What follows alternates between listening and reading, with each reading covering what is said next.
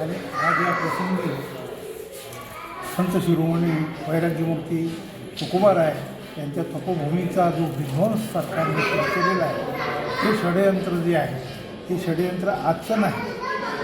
तुकोबाला जिवंत वैकुंठ पाठवल्यानंतर तुकोबाचं तत्त्वज्ञानाचा खून कसा होत आहे हे आम्ही आमच्या उघड्या डोळ्याने पाहतो आणि त्यांचं अस्तित्व मिटवण्यासाठी त्यांचे पुरावे त्यांची तपोभूमी हे नष्ट करण्याचं काही मनोवादी प्रवृत्तीच्या लोकांचं हे षडयंत्र आहे.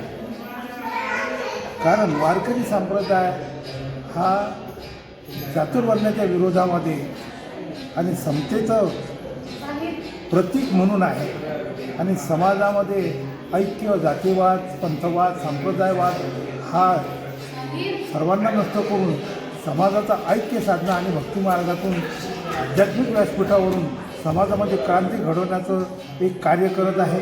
हे काही लोकांना खपत नाही. त्या लोकांनी हे षडयंत्र सुरू केलेलं आहे.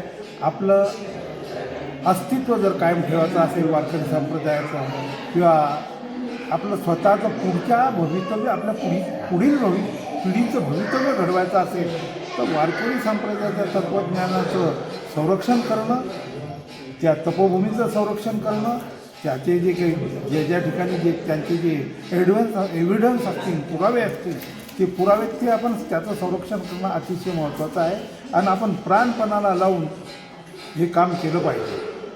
कारण भले तरी देऊ कासेची लंगोटी नाठाळाची माथी देऊ काठी असं तुकोबाने म्हटलेलं आहे. हे लोक प्रेमाने कायद्याने जर समजत नसतील तर शेवटी मग देव्हाऱ्यावरील विंचू आला देवपूजा नावडे त्याला तेथे पैजाराचे कामन अधमाशी तो अधम हे तुकोबाने सांगितल्याप्रमाणे आम्हाला वागावं लागेल. हे शासनाने दखल घ्यावी एवढं बोलून मी माझी 4 शब्द